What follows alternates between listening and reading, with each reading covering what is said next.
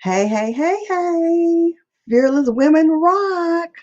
This is Dr. Missy Johnson, and I am so excited tonight because we are in California. The Fearless Women Rock.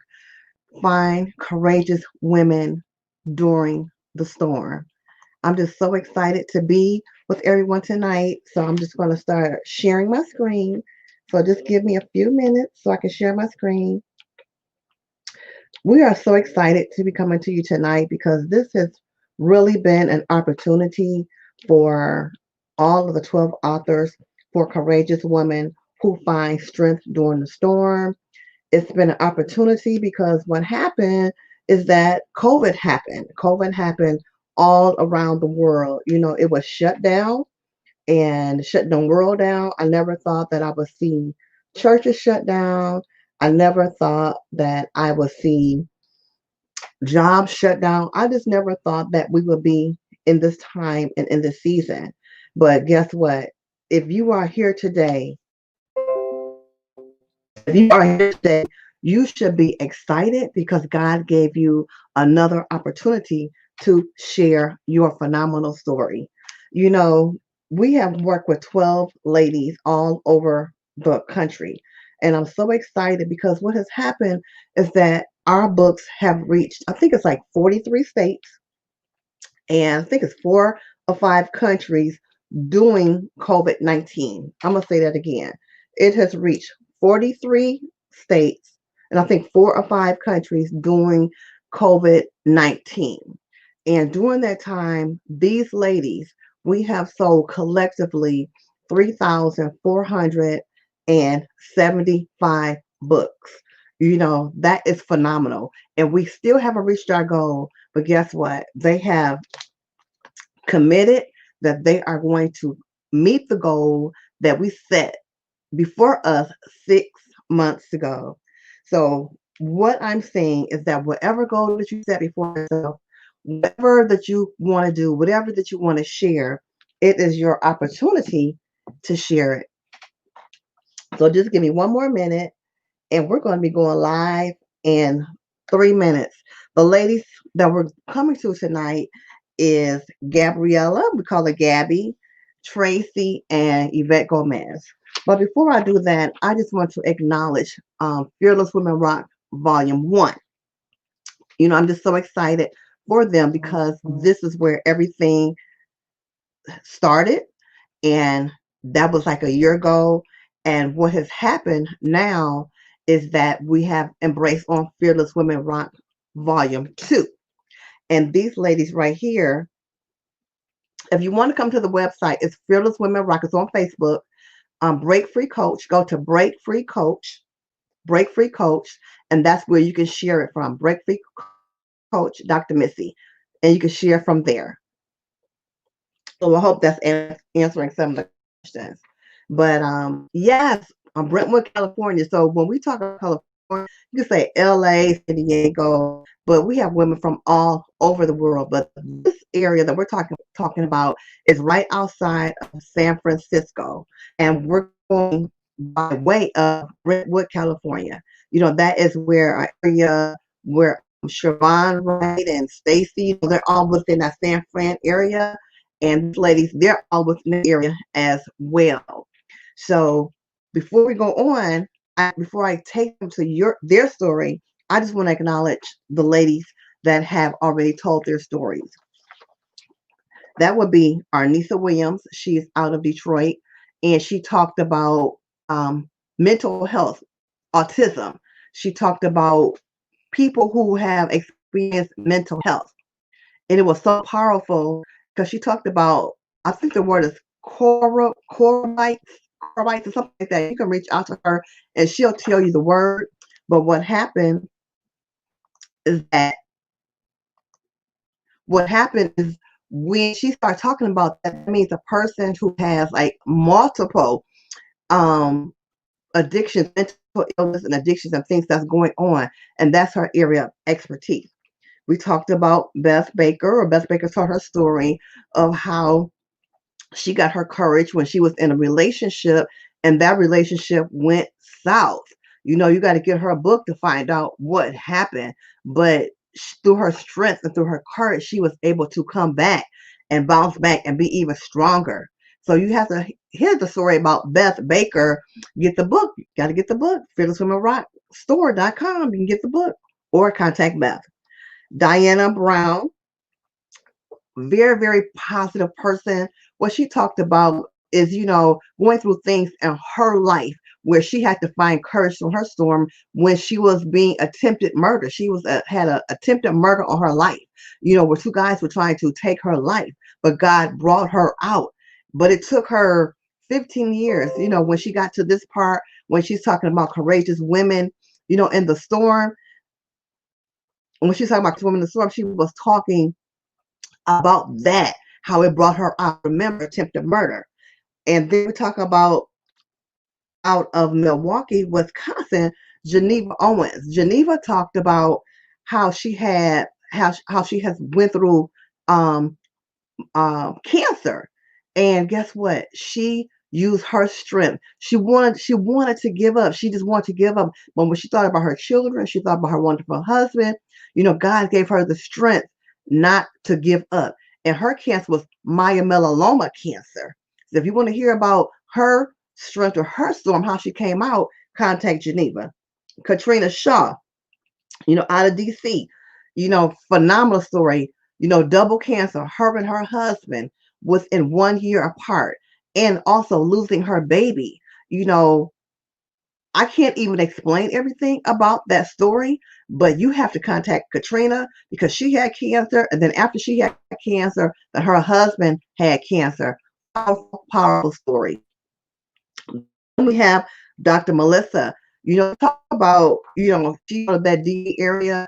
Talk about people who are going through mental illness. A lot of times we deal with our children, but do we deal with it with our parents? She talks about mental illness that she had with her mother, and guess what? She still has a powerful, powerful, powerful relationship with her mother, and I'm just so excited to share that story with you because she can tell you more on how a daughter dealt with mental illness of a parent. Then we have Latanya Grady, of course, straight up out of Detroit.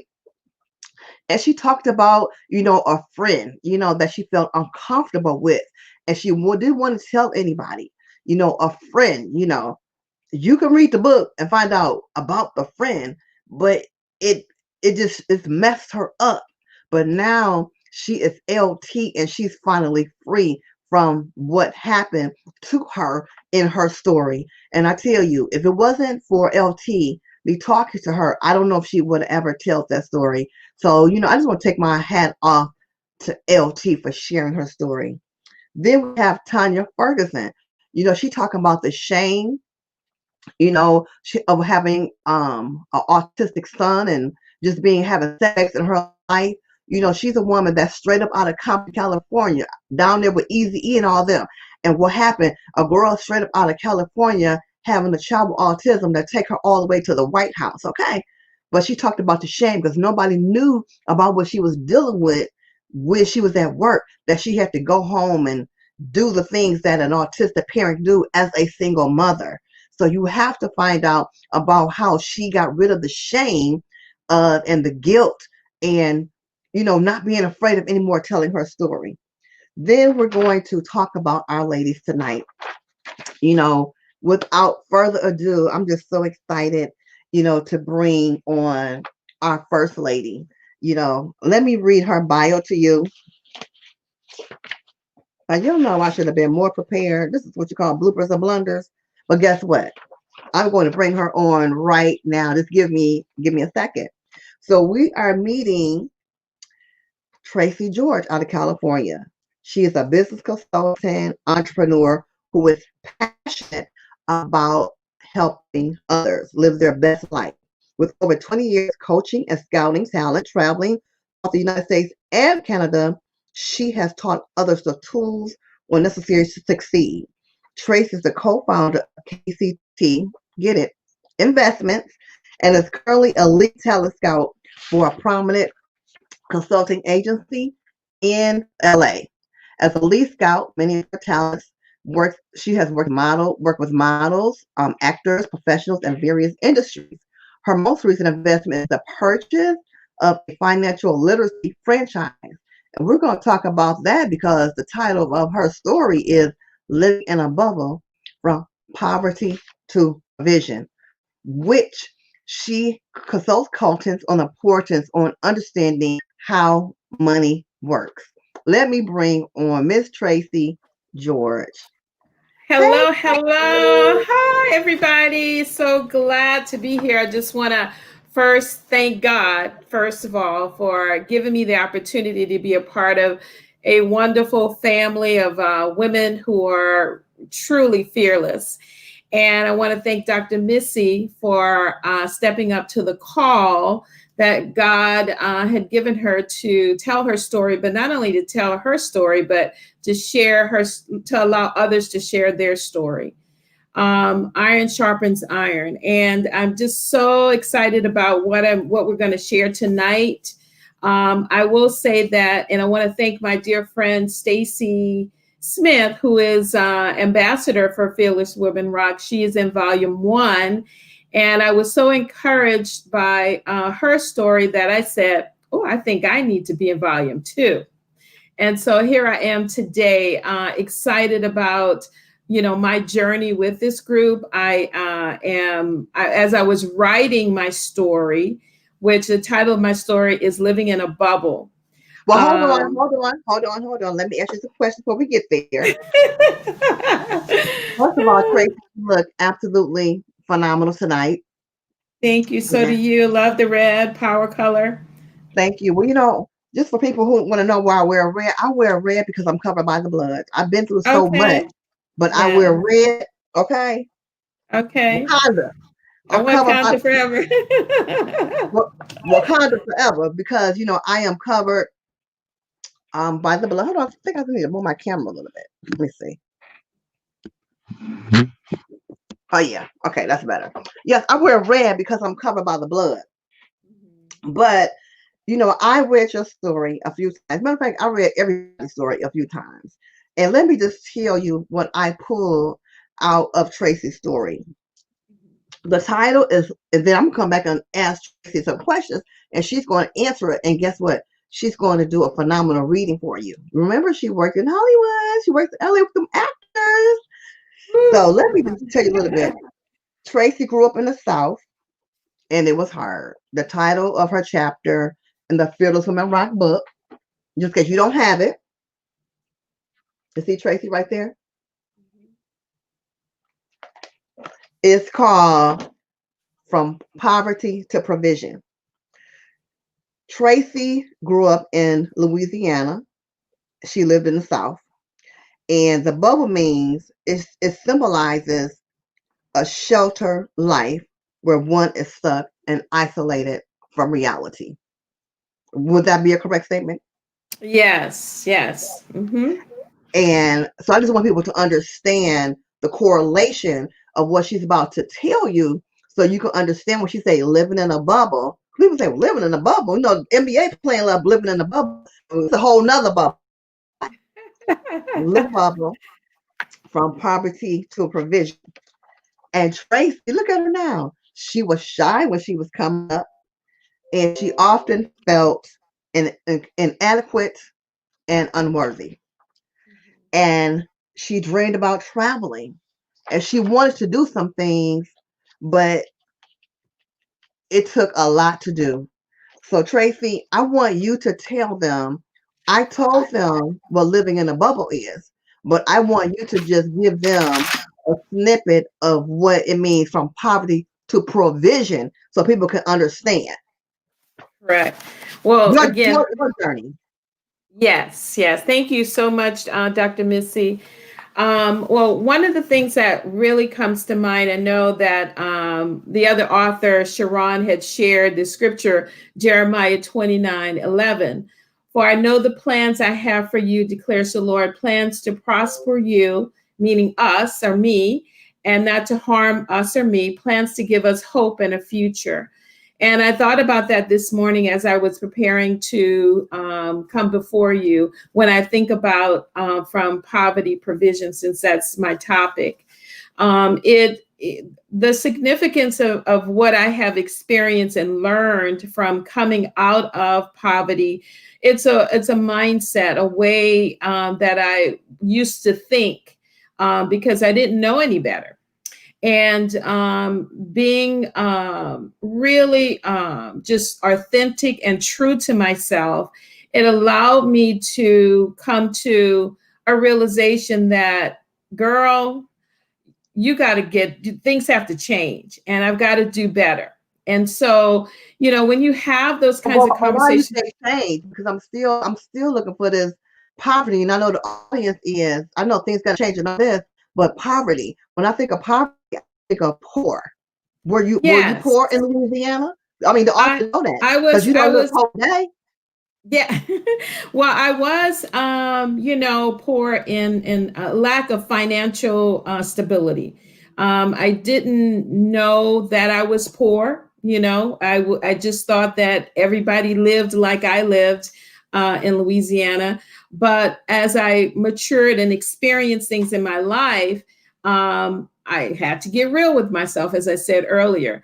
And I had to, as we say now, do some action item checklists internally to help me be able to move from poverty to a greater way to live my life. And that is really beyond provision. That's the next book. But since I wrote this part of the book, it helps me. It helped me, and I hope that it helps everyone that's listening to be able to live your life to its fullest. So let me ask you this. So you went from Louisiana to the West Coast. Correct. So poverty to provision, how was you able to do that financially? Well, yes, that's a great question. Glad you asked that question. Well, growing up in the 60s, as you read my story, you got to get the book to read the story. As I became an adult, married, I moved. I decided, my husband at that time decided that we needed to move. There had to be something better for us. And so he brought us out to California. And it was like within a week's time, I met my friend Stacy Smith, who I talked about earlier. And, God had made a way for us, But wait a minute, but let me stop you there. You said made a way.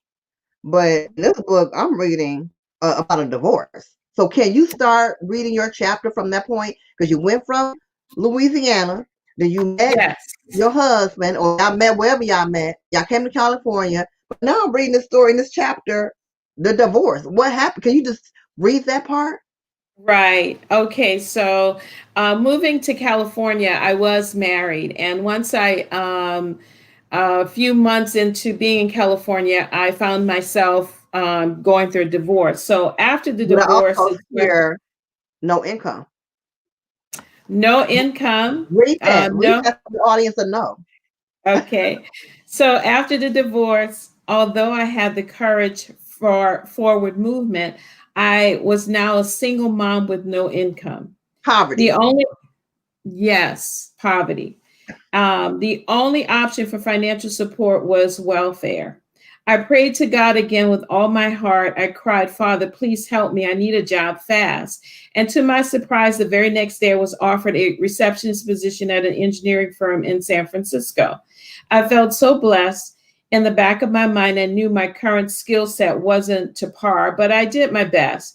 I was tasked to compose a letter. The quality was poor, and the manager had no problem letting me know. She pointed out every error and reiterated how poorly the letter was written. She called me an idiot and told me to go back to school to learn how to write. Wow. I was devastated. I soaked in self-pity. Everything in me wanted to step back into that familiar bubble, but I couldn't let myself. I wouldn't allow myself to step back again. You have to allow the adverse experience to catapult you towards your goals. That experience propelled me to research and explore how I could improve my skills to better myself and redefine my purpose. I prayed to God that inner courage and strength kicked in. I had a even clearer picture of the polished woman I was determined to never lose sight of again. I quickly enrolled in a local community college and I never looked back. I knew my potential. I just needed to prove it to myself again. I needed that self validation. So, Wow. yes. And It- so, it's a lot in it's a lot in here. And what I'm yeah. pulling out is that after you realize about your poverty to provision, I see that you had to do some self-evaluation. And what did that look like, Tracy? Great question, Dr. Missy. Well, a self evaluation is when you have, as I mentioned, someone mentioned my manager wasn't pleased with my work. And so I felt, inadequate. And I felt like, well, what can I do to improve myself? So at my home, I wrote a list of, things that I'm good at and So things so that I so let, know. so let me stop you there. So if a woman, because I know we only got 15 minutes, but if a woman has went from poverty to provision, living in a bubble, feeling inadequate, somebody constantly being negative at you, is this the thing that you would tell them? Just give them a strategy that you would tell them to do when they have a mindset where they feel that they're unworthy, they're not enough, that with this PPP going on and ELD and people losing their jobs, companies downsize, people going virtual, they not open up their doors, and then hear somebody here saying that you're inadequate and things like that. What would you tell a woman to help her come out, like you said, of the mindset of feeling inadequate? And you came from Louisiana to California, and now you got this marriage, that ended because you were back with the no income, and you had to pull yourself back from going in the bubble. What is one thing? 'Cause I know what they are. People got to get the book, but what is the one thing Right. you would tell a woman? The one thing that I could tell a woman is, for me, it's always, lead by example, one. And I would say what I had to do is sit down and write a checklist of things that are good about myself. And Mm, you can do that same thing.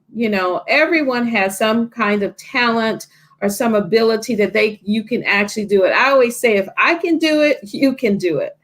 And just having that little glimpse of faith and admiration that you can encourage yourself, pat yourself on the back. And a strategy would be to do that. You have to encourage yourself, because there are times where, I was in situations where I didn't have someone to encourage me. mhm. So I knew So what let me I, ask you that as we close out. I wonder if somebody don't have nobody. You say do a checklist because what? There's a lot of women that are in silence about that. And you said yeah. you didn't have nobody. What would you say to that woman who don't have nobody? Well, I would say this is that you have yourself. Come So the on. fact that that's right, you have yourself and you are a woman. And if you just need to just draw from within, your mom or dad, somebody had to have told you somewhere along in your life that, you are worthy, and if you don't have those people around you anymore, you have to draw from that to help yourself. And Right. the strategy would be to, whatever you're going through right now, just sit and breathe, and just write down things that are beautiful, things that are lovely, write down things that that are wonderful about yourself. And that will give you the courage to, get that pep back in your step, and so if you try this strategy, it will work. And you have to do it every day. It can't just be Right. one day on and one day off. You have to Yeah. do it every day, and that is what's going to catapult you into your next level of greatness.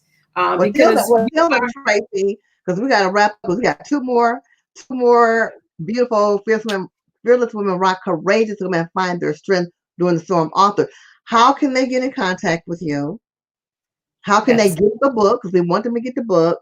And your chapter again is Living in a Bubble from Poverty to Provision. You know, you see, she got a lot to offer. So tell them how they can find you. I just love you, Dr. Missy. You're so cool. Well, what you want to do is my website is www.coach.Tracy, and that's TRACY.org. There's a PayPal account there that you can go and purchase the book. And also I have Cash App, $ Arthur Tracy George, Venmo. You can go to Venmo, Zelle. And you can do that. So I have all, resources, and you can always call me 415-971-3372. I am open to website one more time. 415. Website is www.coachtracy.org. And everything is there. And I'd love to hear from you. Get some comments from tonight. If you have questions, please feel free to contact me. This is what I love to do. And I hope to be able to impart some of the great things that I have. And in terms of from poverty to prosperity or provision, I can give you the one-on-one class on financial prosperity. So, and tell them before we leave, Tracy, my PhD dissertation is about to do her PhD dissertation, but because of this woman right here, there's a university that has this book, and I'm talking about almost everybody in the university. So just give them like 30 seconds about what university has this book. Well, University of Charleston, West Virginia is the school that I'm completing my doctorate degree with. And the chair of that department took a picture of my book, and she submitted it throughout the whole university. So I'm so excited. A few of them they're still purchasing. But yeah, we sent a link to them, and they are like, part of our fan club. So Dr. Misty, get ready. They may be calling you to come do some speaking. Oh, absolutely. We'll do it. They can call me. Then we can do it together. we're family. Yes. So again, thank you, everyone. And I just hope that whatever I've shared tonight, that you were able to take something from it. Again, my name is Tracy George. My website is www.coachtracy.org. Please send comments. I would love to hear from you. Thank you.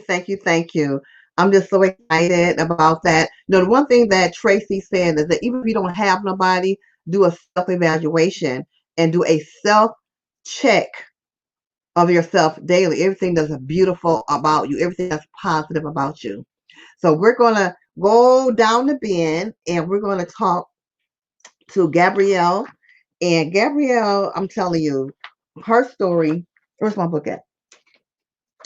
Her story is phenomenal because Gabby is a phenomenal person. And when I say that a woman who has had everything and her whole life changed before her eyes, that happened with Gabby. You have the house, the car, the degrees, you have all of that. But then one day on the side of the road, everything changed. So let me tell you a little bit about her bio, and then I'm about to bring on my beautiful Gabby. Gabby Avila is a warrior for God, a writer, advocate, mother, wife to an incredible man, and a mother to 3 beautiful boys. She holds a bachelor's in religious studies and a bachelor's of arts and history from California State University, Chico, and a JD from Santa Clara University School of Law. Gabby loves spontaneous road trips. We know that because she loved to be in Hawaii. Unique food, good books, and silly jokes. She believes in love. She looks for miracles and is still learning. Gabby and her family still lives in the San Fran Bay area, along with her 2 dogs and her 2 foster cats. Welcome, Gabby. Hello. Hi, Dr. Missy. Hi, everyone. Thank you so much. Thank you, thank you, thank I'm you. nervous. I've never done this before, so bear with me, but I'm so excited to be here. Oh, you okay? You know, I'm gonna push everybody. There's some people come, I ain't never did this. I said, okay, y'all fearless now. Y'all courageous. We doing this. I said, We're I got doing this. it. And COVID's you know, not stopping this. and yeah, I want people to understand, you know, you do have to get comfortable with the camera. Even myself, you know, I got to get comfortable with it. But what I did with, you know, the ladies, just not just to throw them out there, you know, we always did like, you know, you be in Hollywood, take, you know, I got like I'm on TV producer mode, okay, take one, take two, we practice, you know, so they can feel comfortable. So that's what I did with them. But the title of Gabby's chapter is A Date with Jesus. Isn't that interesting? Y'all didn't know Jesus said dates, did you? Okay, but we're gonna find out a little bit about that. Well, we're gonna find out all that. But Gabby's chapter is on page 59 again in the volume 2 book. Yes. And she is phenomenal. Gabby has been, you know what? I know people go through storms, but I think this was Gabby's biggest storm. I would think that this is Gabby's biggest storm. And when you have everything that you want in life, having a phenomenal life, you know, I'm just gonna say 90210 life, Beverly Hills, 90210 life. That's how she was living. And then everything changed. Okay. Everything. But she maintained a level of faith that I was even like blown away by. And what happened, I'm gonna let Gabby tell you her story. But what, you know what? I'm gonna let Gabby tell you how everything changed. So before you read your reading, just give the people a little bit of what happened as you was driving down the road one day. Okay, let's see. There's going to be let me say this because I know I know the emotions, but no, I got you. I got Thank you, Missy. Thank you. So I had a beautiful life. I have a beautiful life, but my life is very different. I had an amazing marriage to the most wonderful man, 3 beautiful kids, and we had been living the American dream. Both of us came from humble beginnings and worked our way up, graduated college, had good jobs, and really were just living life. And one day, out of the blue, without warning, it was a beautiful Palm Sunday, to be exact. We were driving on the freeway with our 3 little boys in the back of the car, and my husband went into sudden cardiac arrest. And at the time, I had no idea what was. Who was driving, Gabby? My husband was driving, and he was on a very, very, very crowded freeway in Sacramento, and was going probably about 50 miles an hour. And I didn't. Did you know what was happening? I had no idea what was happening. All I knew was that suddenly the car sort of coasted to the side of the road. We didn't crash. We didn't go over the side because there was no shoulder. There was just a bridge, and there was probably a 30-foot drop below us. Wow. And the car stopped. And as soon as it stopped, I looked up. It all happened within seconds. I looked up, saw that cars were zooming past us, and I looked over and I saw that he was in distress. His face was turned. He was moaning. He had turned red, and I just jumped into action, called 911, and was able to put the car into park. It wasn't in park. I put it in park. Wow. And you're sitting on the passenger side. I was sitting on the passenger side. And to this day, you know, I believe that it was God's angels that saved our lives, because We cannot figure out any logical reason why the car would have slowed like that. There's no reason. I mean, my husband was completely unable to operate the vehicle. I want you to now go and read the chapter in your book, A Date with Jesus. Okay. So my chapter is called A Date with Jesus. And I'll talk about that a little bit later. The part I'm going to read is about what happened on that freeway. Yes. What happened? She asked. I think he had a heart attack. I don't know. He isn't breathing, I screamed. I know CPR. I know CPR. Let's get him on the ground. Her voice was firm and confident. I grabbed his legs and she took him under the arms and we gently laid him on the ground. She reached inside the truck and pulled out Matthew's white jacket and put it under his head. Immediately, she started compressions. I felt other people arrive. A man who said was a military doctor, and he worked with the woman on the compressions. Another man who gently took the phone from me and spoke with the emergency personnel. I was on my knees, on the concrete, on a freeway, and my husband was fighting for his life. From the corner of my eye, I saw a man in a dark blue jacket take flares and start putting them around the scene. Arnaldo gasped for breath, and my heart was hopeful. For a second that he had started breathing again. She kept the compressions going. He gasped, and his face turned from a dark shade of red to purple. He stopped breathing. They felt for a pulse, and there was none. I saw one single teardrop from the corner of his eye, and I knew in that moment that the love of my life was gone. Don't leave me. Don't you dare leave me, I screamed. But look at you now. Debbie, we've talked on the phone many a times during this story project. And I just want to say, I am so freaking proud of you because I believe in my heart of hearts that God assigned me to you at this time. 100%. Through Siobhan Wright. That's right. That's right. I can't leave Siobhan out the mix. Yes. And I just believe in what you have done. Let me tell you when y'all look at Gabby.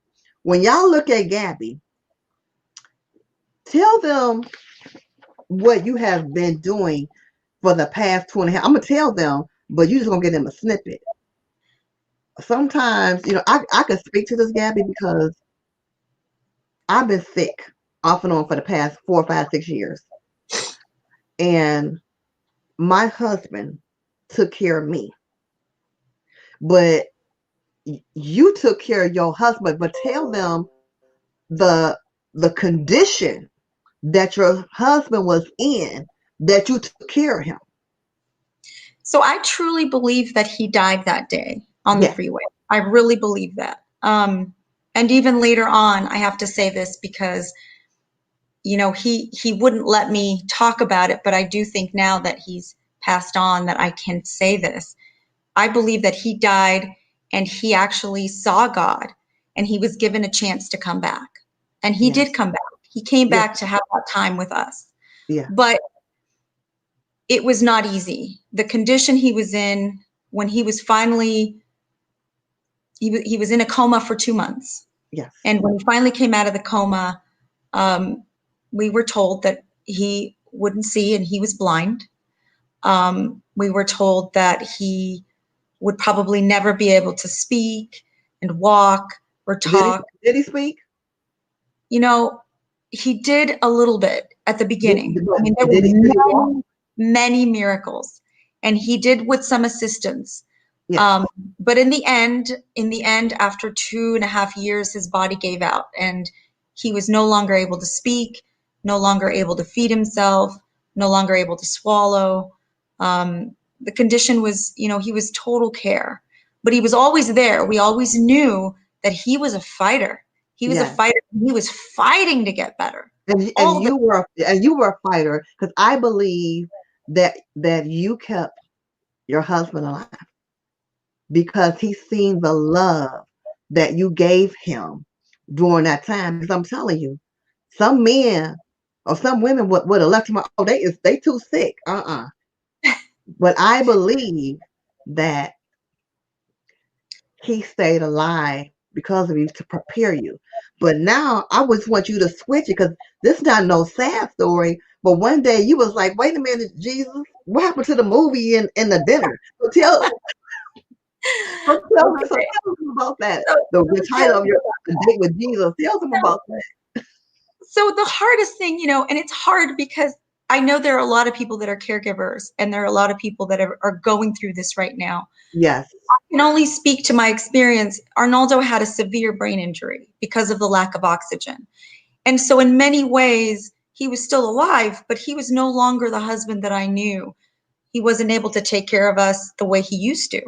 Instead, I was taking care of him.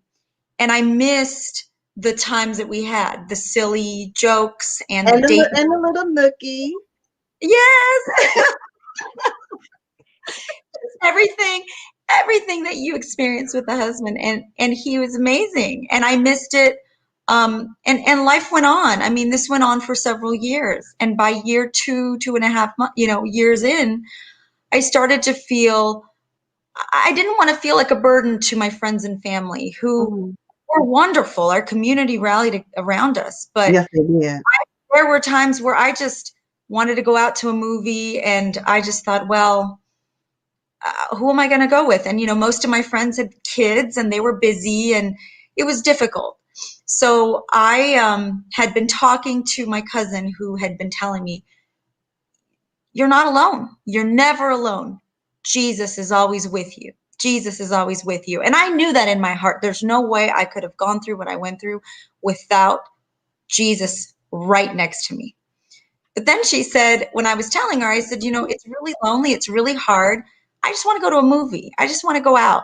She goes, date Jesus. And I thought, okay, she's crazy. What are you talking about? And I said, okay, sure.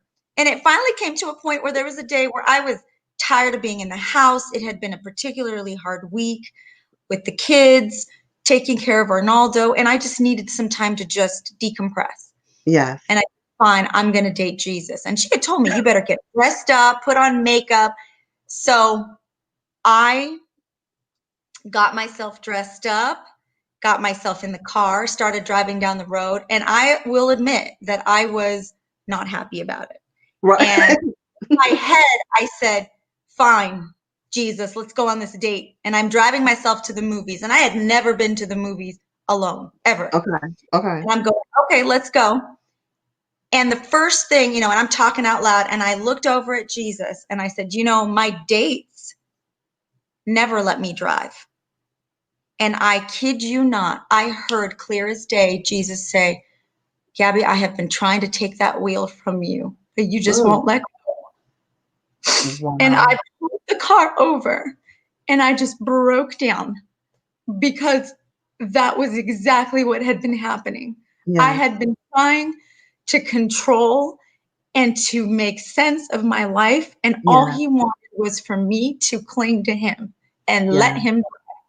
Yeah. And it was a good lesson. It was a great date. Yeah. It was a life lesson for me. Wow. This is just wonderful. This is just exciting.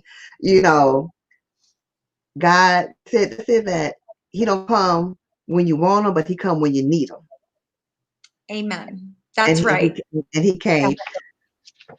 So if y'all want to hear the rest of Gabby's chapter, y'all have to get the book. Show me your book. Courageous Women Find Strength During the Storm. So Gabby, when you take care of a loved one, what is, because like you said, it's happening. And I just want to salute you for your authenticity. Because a lot of people don't want to come out and say it, but they be thinking it. Oh, yeah. But you did a phenomenal job with your husband. You have your boys. God is making a way, and it's making a way. So what, before we go on to Yvette, I just want you to give a point or a strategy on how you found strength during your storm. Because I'm looking at 3 items, but just give them one, because they got to get the book to read the rest. How you found strength during your storm when you're taking care of a loved one. You know, taking care of a loved one isn't easy because you're suffering, because you want to heal them. You want them to be better. You want to make them feel better. And everything in your heart wants to make it all go away. And you can't. I would say that for sure, knowing that God is with you at all times. But through that, you have to find those moments where his light shines through. And there were many of those moments with Arnaldo where he was, you know, if you can imagine someone who was this beautiful man, this very, very, very successful businessman. Yes, he was. Who is now in a bed with a diaper, with a feeding tube, completely dependent. You have to laugh and you have to find those golden moments to really find the beauty in that. And that's what we did. A really important person in my life said this, and it just stuck with me. And I feel that God is telling me to say it, is that it's not about surviving the storm. It's about learning to dance in the rain. Yes. And exactly how you can get through it. And that's what we did. Wow. Wow. I'm just so proud of you, Gabby. And tell them how they can find you. Tell them how you can get the book, because see, Gabby got some other stuff going on. Y'all just don't know. My Fearless Women, they is off the chain. But we only focus on one chapter. But just tell them how they can get the book and the PayPal link or whatever link that you have, so they can get the book, and then tell them the name of your chapter again. And then tell them in conclusion, how has your experience been with working with me? Oh my gosh. Okay. So to get the book, Courageous Women, Find Strength During the Storm, www.prayer, Prayer, of power, POWER.com. Prayerofpower.com, all together, lowercase. That is my blog and website. There will be a link on there to purchase the book. And let me tell you, it was for sure God that brought me to Dr. Missy. And God spoke through Shervonne Wright. I don't know if she's watching, but thank you for listening and for reaching out to me and introducing me to Dr. Missy. This experience with you has been phenomenal. I felt like she just embraced me, and the other women have been, it's like a family. A family. And she took care of us. We had a photo shoot. We had a beautiful dinner. I mean, it's been amazing, amazing. So I can't thank you enough, Dr. Missy, for giving me this opportunity, and thanking you for following your calling, because I know that God has spoken to you about getting these stories out to the world. And I think that there is nothing more beautiful than actually following what our path should be. Well, thank you so much. You know, Gabby, she's going to come back at the end, but I can't make this stuff up. I'm just letting you know, I cannot make this stuff up. I just can't. I just cannot make it up. Well, we're going to go to another one of the ladies. And I'm so excited to have this young lady. I just love her so much. You know, sometimes you just have somebody. When I met her, I never knew her. Let me bring her on, because I'm going to tell you her bio. But when I met Yvette Gomez, something that messed me up is that she said, I loved you before I knew you. And I had never placed my eyes on her. I'm out in California doing this doing this, the real life tour, when I see, touch, and feel, the five senses. And when she spoke, she said that I love you before I knew you. And I think I'll talk to her maybe one or two times, if that. But let me just read her bio. Yvette Gomez is an entrepreneur and the CEO and co-founder of Chill Tea and Coffee.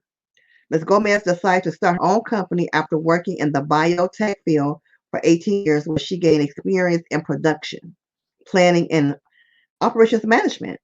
Yvette is a dedicated owner-operator of Chill Tea and Coffee, which has won several awards such as Best New Business and Best Coffee for consecutive years. She recently announced the expansion of her next location, opening this year. Most recently, Yvette launched her own beauty line called YG Beauty Lip Gloss. She has dedicated time to organize events to help highlight women entrepreneurs out in her area of all ages to help inspire, connect, and collaborate. She has partnered with organizations to help those in need, such as Salvation Army, the American Red Cross, the UCSF, and the Children's Hospital Foundation. Yvette's story is called The Fight of Her Life: Rebuilding, Restoring, and Reinventing. I'm just so excited. Mel said, let me see what she's saying. She say, whoop, whoop. She said, whoop, whoop. And let's see who else. Bella says, love you. So, Yvette, can you hear me? Okay. I can hear you. Yes. I can't hear And you. I love you guys Okay, too. I I can see hear the messages. So thank you for that. I'm just going to tell you a little bit about this beauty. Her husband, Sal. Sal loved me, because Sal is a fearless man that rock. I met Sal when I went out to California. But we love Sal too, because he is the fearless. He was at our photo shoot, making sure, that Yvette was taken care of. Like, who was this Dr. Misty? I already, I got street game, okay? I'm already peaked. But he loves me. And we had a phenomenal time. But Yvette looked beautiful. But guess what? It wasn't always that way. You know why? You heard of the Me Too movement, right? Hashtag Me Too. But guess what? We got a Me Too movement right up at Courageous Women to Find Strength During the Storm, okay? We're talking about a subject that people probably don't want to talk about. And this is really huge for Yvette. You know why? And I'm getting like goosebumps because I'm privileged. I'm privileged and honored that she chose me, this platform, to tell her story for the first time ever. Ever. I'm just gonna give you a little snippet, and then I'm gonna let Yvette go ahead and tell you what it's talking about: sexual harassment in corporate America. I'm gonna say it again: sexual harassment. Hey, Sam, in corporate America, and where she was to what she has built should be a role model to women who have been through things in their life that they don't want to talk about or feel shame or anything about, because this is the first time that she's talking about it, and she took it. And where she it wasn't easy. We dial faced up now, but it was not easy. So Yvette, just tell them a little bit about your story before you read. And by the way, you look phenomenal. Thank you. I'm trying to keep up with you. First of all, thank you for your wonderful words. And I get chills every time I talk to you. And Dr. Misty's right. I spoke those words when I went to their first stop in California for the virtual book tour for Volume 1. And thank you to Siobhan Wright for introducing me to Dr. Missy. I am forever indebted to you for that. I did. I loved her before I even met her, and she is 100% true. Just working with her has been amazing, and I'll talk more about that later. But what this book, the Fearless Women Rock movement, and the Courageous Women Find Strength During the Storm book has done for me, it's helped me speak up and share my story, and share that bravery and that fight and that strength that I found within myself, and it allowed me to it gave me a platform to then share. And I can't tell you how I appreciate all the women that have reached out to me privately or publicly to say that they too have been through something similar. And that's all I ever wanted, was to be able to, I mean, it's not easy to decide to finally speak about something that women for years are so, there's a lot of shame in going through what I went through and what many women go through. And so if I can help one person, even one person, make that decision to then finally speak up about it and be free of it, then I would have done my part. And that's all I ever want to do. So I was able to, my chapter is called The Fight of My Life, Rebuilding, Restoring, and Reinventing Myself, which is what I did, what I'm doing, and I'm continuing to do, and I'm not stopping. No, you're not. You know, when I started reading this book, you know, the backlash, you know, just tell them a little bit, because a lot of people got like different scenarios of what sexual harassment, but just to give them like a high overview of what it is, you know, and a little bit about the backlash of what it looked like, and just give him like a tiny snippet of your story, because they got to get the book. Right. This is only a snippet, but just Yeah. give them like what you how it felt, the backlash, the shame, you know, just give them a snippet, because somebody that's listening is going through this. Absolutely. I think that would be a good moment to read part of Oh yeah, go ahead. of it, because Yes. that answers that question specifically. Okay. So I'm just going to read a little bit, and this encapsulates, hopefully it encapsulates what Dr. Missy just asked me. So I'm going to go right into it. On page 162, I say, I was afraid to tell someone. I've seen this before. I've read it. I've read about it before. I knew what they do to women who try to speak up. This man had power. I knew they were going to protect him. I was told in many ways by different individuals that I should just go back to work, let it go, try to forget about it, don't talk about it anymore, and that it's just going to cause more problems for you.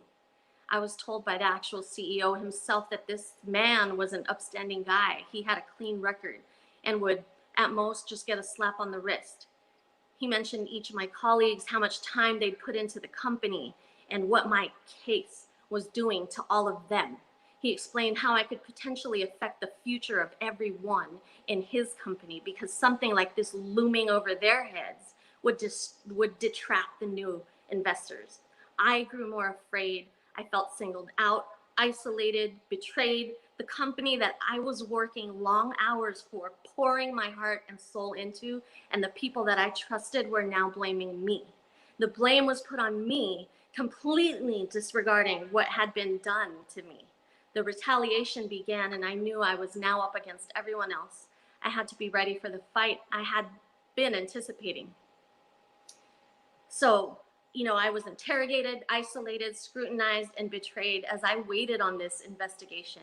There were witnesses, ones who laughed, the ones who gasped, and then the ones who just stayed silent. It was clearer to me more than ever that the biased culture that we live in, that protects perpetrators and leaves the victims dealing with shame and judgment, shows the world that this type of behavior is to be tolerated. If y'all can't understand that, then I don't know what world you're living in. She talked about being singled out. Have you ever, to the audience, have you ever felt singled out in your job?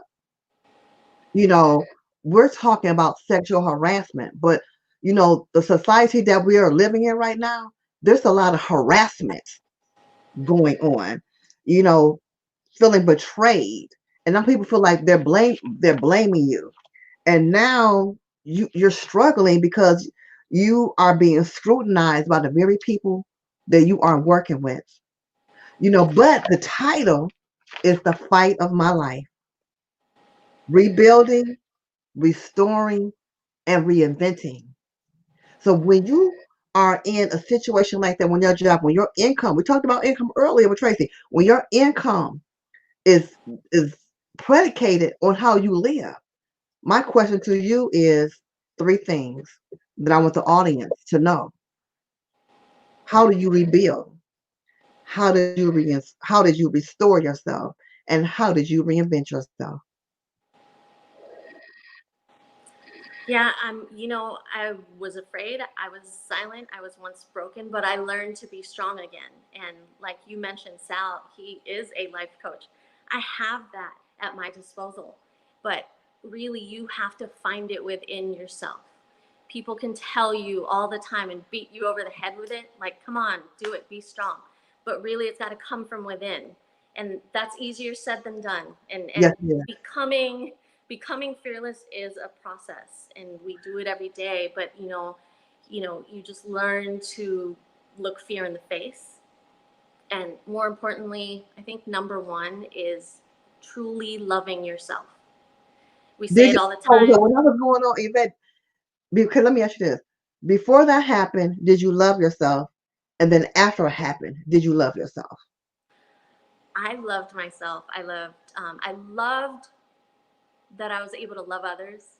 I loved that I was able to do everything. I felt free. I was brave. I was strong. When this happened, I don't know who that person was. I Mhm. was lost. I was silent. That's not me. I felt alone. Even with as much support as I have, you feel alone. It breaks you down.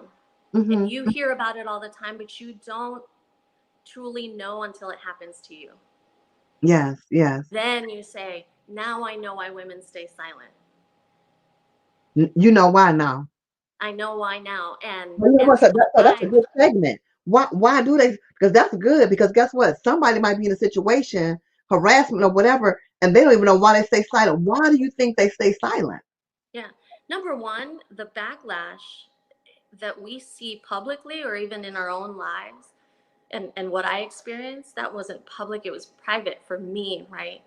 But the backlash, it breaks you down. It tears you down. It makes you even think twice that did I do something wrong? And the number one thing when I finally called Sal, you'll read more in the book, but when I called him to tell him, he said, number one, you didn't do anything wrong. Mhm. And don't worry about anything because it's not worth your dignity. So you got to stand up for yourself.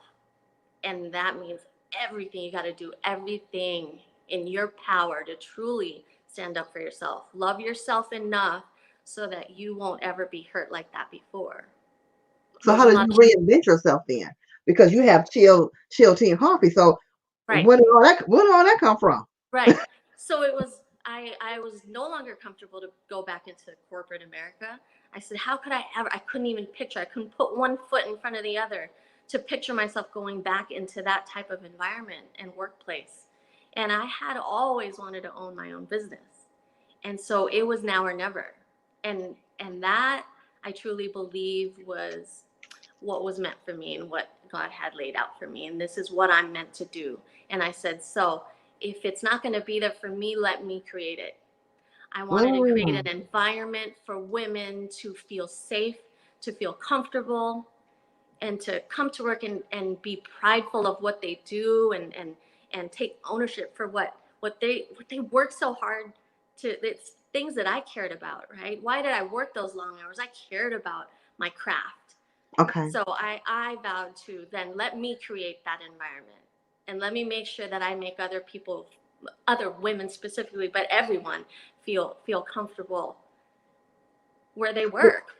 well, it's something that you said, and then we're gonna um start winding up. But it's a couple of things that you said that I hope women caught.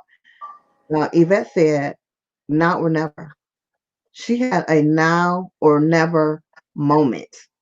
So to your audience that's listening, the fight of my life, the fight of your life, rebuilding, restoring, and reventing, it's we in 2020, third of 2020, we were shut down inside, couldn't go place of nothing.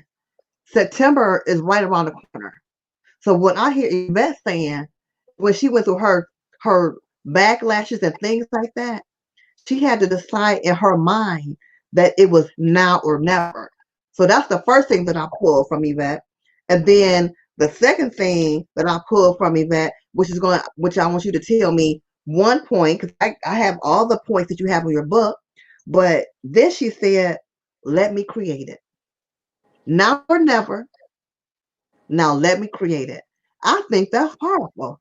And that's what you did. So when you hear a person in the fight of their life to restore, rebuild, and reinvent, what would you say? Because it's so many bullets that you just throwing out at. I don't even know if they're catching them. I'm catching them. So what would you say to that woman that's experienced? We're just putting a little bit of word on sexual harassment, but it's really so big. It's really so big. So you got to get the book, read her chapter, so you can find out what she really went through. But it's more. She got more coming. But what's the one thing you would tell a woman that has experienced sexual harassment in the workplace or outside of the workplace? Yes. I would tell you, speak up. You're not alone. Mm. You are not alone. And it's so easy. And please listen to this. It would have been so easy for me to just decide to stay in bed and cry and have the anxiety and be depressed. It's so much easier to do that. But you have to love yourself. I always go back to that, enough to climb out of that. Just, you're not alone, and knowing that you are not alone was everything to me. And so so forth and so on. So that's why I'm here and I'm speaking up, and I want you to read my chapter, because I think that is so powerful, to know that you have people that have experienced what you experienced. You are not alone. You are And not make alone. sure you love yourself. Make sure you love yourself. Speak up. We said speak up. Make sure you love yourself, and you are not alone. And if anybody has ever experienced any kind of a backlash like that, you know, Yvette, tell them how they can get the book. Yes. Tell them about your chill and tea. Tell them about that, and how has your experience been with me? Well, first of all, I'm so excited. We are, so I had, not just the harassment and backlash, but that it happens. What I speak about in my chapter is it's um, it's a specific situation, right? And that's what catapulted me into opening Chill and creating that work environment for other women to feel safe. I still have men tell me just in this last month that I'm not going to make it. I still have men call me names. I still have, people judge me, but you know what? We're expanding. So Chill is expanding, and I'm so excited. And there's so much more behind that expansion, but that's all I can share right now. And I do have my own beauty line, YG Beauty, which is going to grow even more. We're all gonna get through this COVID. But you know what? So I am gonna make it, and don't let anyone tell you you can't. Because again, if you go back to loving yourself and truly, truly loving yourself, there is nothing that can stop you. No one, nothing, and no words. So where you can find this book so you can read more about it is, I made it easy for everyone. If you just go to my website, www.mrsyvettegomez.com, and I'll make sure to share that on Facebook and Instagram later, but it's just MRSYVETTEGOMEZ.com. Click right there, you get free shipping today only, and the code for that is virtual tour 2020. and you just click right on there and you can get a copy. You can pick up here at Chill, or you can have it shipped, like I mentioned. And then, you know, I have to again thank Shervon Wright for introducing me to you, Dr. Missy. But working with you and your team has just been true professionalism, true genuine love and support, excellence in everything. She really doesn't play any games, and she is military time. And if she tells you 6 p.m., and I respect that. I vibe with that, because when you're sharing something so sacred and something so important to you, you want and you need someone that takes you seriously. You know, I'm so thankful for this, and I can't wait. I'm excited to work with you more in the future. And yeah, thank you so much. Thanks for having Well, me thank, tonight. well, thank you, Yvette, for sharing your story. And we're going to come back to our author in about 7 minutes, you know, but I just want to share my story. You know, thank you, Yvette, for sharing that. That's the first time that she has ever shared that story. But we're going to come back about 7 minutes so I can put everybody on so we can say bye-bye 24 volume 2. But I just want to tell you my story, but it's not my story. It's about the story about my sister. You know, it was just over a year ago that, you know, life is a trip. Keep on living. That's all I can keep on living. Well, what happened during this time? I lost my sister to cancer. And at that time I couldn't share that my sister had cancer. But what had happened, which I couldn't share at the time, because you have to respect people. My sister and I, listen to what I'm saying, had cancer at the same interval, meaning we had cancer at the same time. But here I am living my life out loud with my breast cancer, but my sister had cancer, but I had to, like, you know, I don't say nothing during that time. But while I was with her, I had to also not only coach the women through their storms, but I was going through a storm myself. And the short piece that I just want to dedicate to my sister, because she always said, "Okay, you be tripping. You my sister. You know I can be in that first book." I said, "No, Bertha, you missed the deadline." She said, "Well, I'm gonna be in the second book, and I'm gonna beat the deadline, because that's how sisters talk." Well, she beat the deadline because I made sure that her story was in the book, even though she physically didn't make it. And just a short piece I'm going to read is something that happened to us in the hospital. I Don't Want to Die, I'm Fearless, by Dr. Missy, in memory of my sister, Bertha Brown Williams. The day, it was beautiful. The sun was shining, and it was a great day to be out shopping, because y'all know I love to shop. She loved to shop. My sister called and asked me to take her to pick up her car at the automotive shop. And I said, okay. Little did she know I had other plans. After we picked up her car and took her back to the house, we had to go to the sale at Office Depot. You see, my sister was very ill at that time, and I just wanted to make sure she was always getting out, getting fresh air, because she was always in the house and weak from her illness. I knew that she would not take no for an answer. So when we walked into the store, I knew exactly what I wanted because I was already there a couple of days before. When she saw my basket, she said, "Girl, you must be rich." I replied, "Girl, no. It's 75% off." She got her stuff, and we were very happy, and she was happy too. And she was getting all these folders for her kids to school, because, you know, she had all these kids. So I wanted to make sure that she had enough supplies for all her, if you know my sister, you know, she had all these kids and everybody else's kids.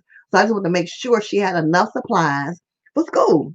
So we made it to the register, and I told her that I will load up the car and pick her up at the door.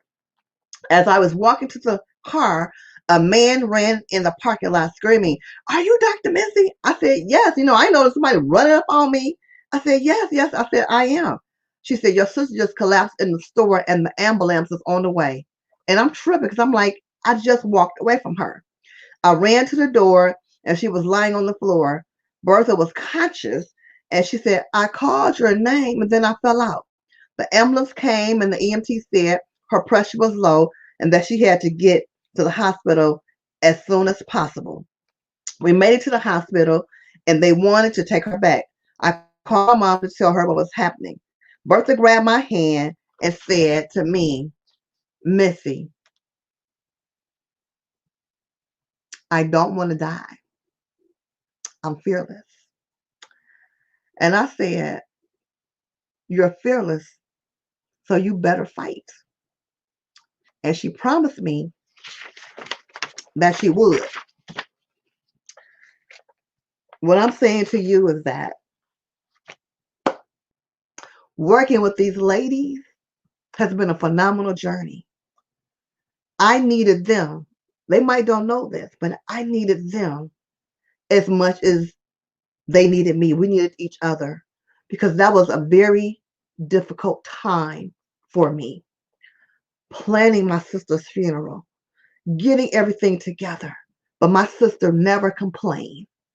So when we were going to pick out her clothes and everything, people know my sister knows she can dress, okay?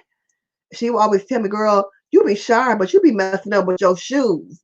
But what she didn't know, I said, I don't be trying to mess up with my shoes. I said, it's just that my knees are messed up from everything I've been through.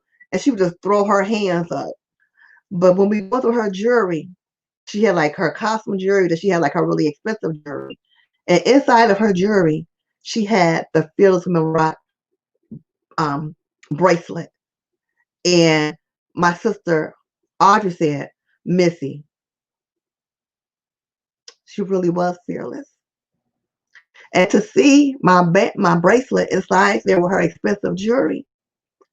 And when we had her funeral, she had on her wrist, as she laid in her casket, Fearless Women Rock. So when I wrote this chapter, I didn't write it because of Fearless Women Rock. I wrote it because my sister embedded in her, I don't want to die. I'm fearless. This is in memory of my sister, Bertha Brown Williams, who was a courageous woman who allowed me to find strength during her storm when she was in the storm. But she's no longer in the storm anymore because she's at a place where there's no sickness.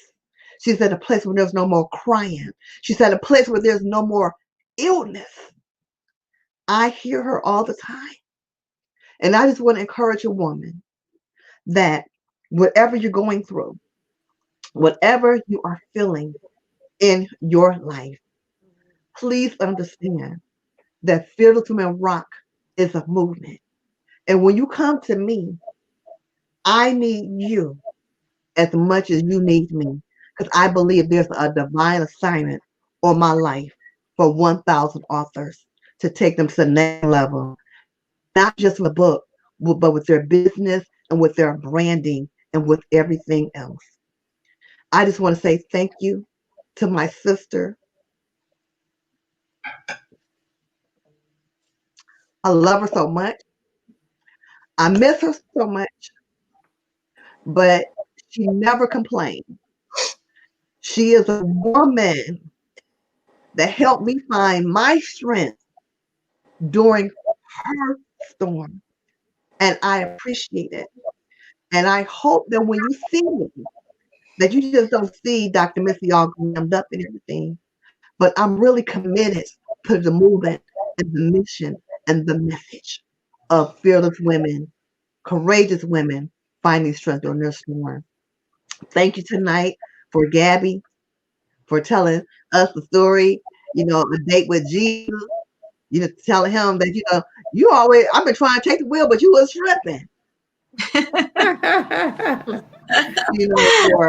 For Tracy, for finding her poverty to provision and establishing a financial institution and other things that Tracy is doing. And in the middle of her getting her dissertation, she still found the time to just still be a part of the journey. So I appreciate you.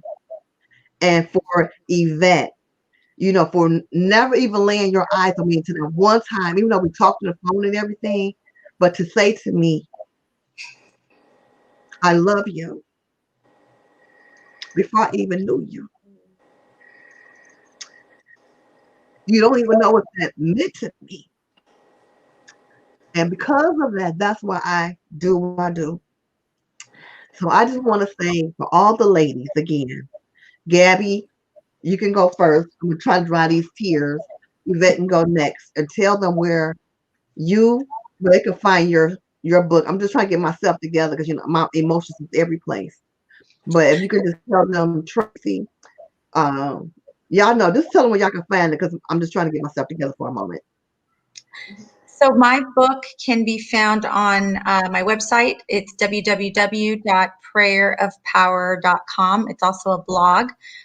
You can reach out to me on that website. You can also reach me via phone, 650-580-4950. I've actually had a lot of people reach out because there are a lot of people that don't talk about it but are caregivers, and they need a lot of support. So I'd be honored to talk to you. Prayerofpower.com. Thank you. Tracy? Well, if you are interested in hearing more of my story or all of our stories again, you can purchase my book through www.coachtracy.org. You can always reach out to me by phone, 415-971-3372. And I just want to leave you with is that if I can do it, you can do it too. I would love an opportunity to speak with you and whatever your goals are and help you be successful in your life as well. Thank you, So Tracy. thank you, Dr. Missy. Love you. And you can find my book on my website. It's www.mrsyvettegomez.com. That's also my IG handle. It's also my Facebook page. Or you can come to chill, grab a coffee and grab a book. I think that's the perfect plan, really.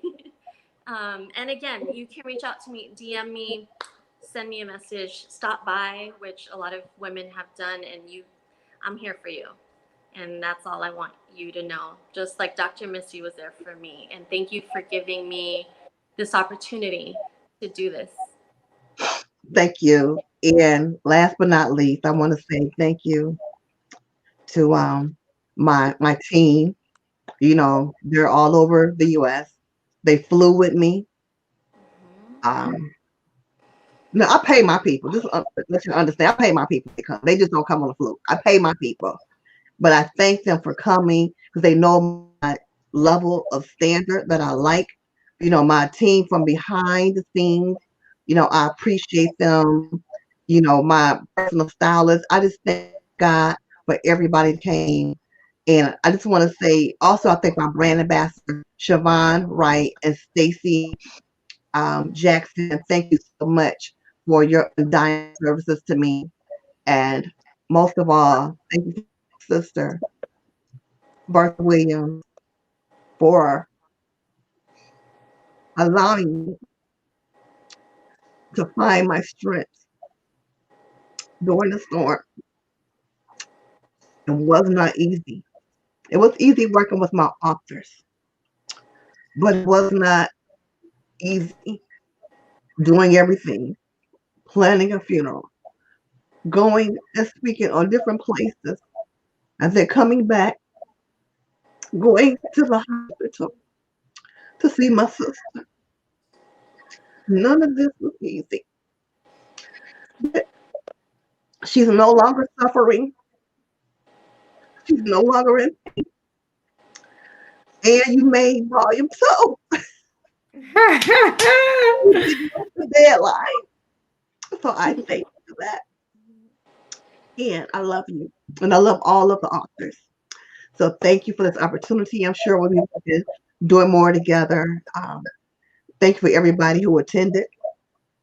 I love you all. I'm just going to try to take this little picture real quick because I don't know if somebody was taking screenshots or whatever because I need my screenshots.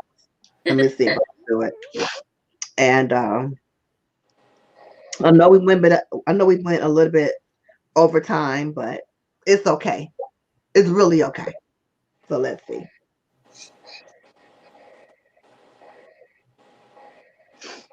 I love you all. If everybody could blow a you. kiss to the audience, that would Love be you. phenomenal. Thank you, everybody. Thanks for Thank you. Bye. Thank you. If you need more information about me, I forgot my website. Ask Dr. Misty. AskDrMisty.com. Fearless Women Rock LLC at gmail.com. Ask Dr. Misty every place, ASKDR. All platforms. I love you all and have a good night. Love you. Bye. Bye, guys. Thank you.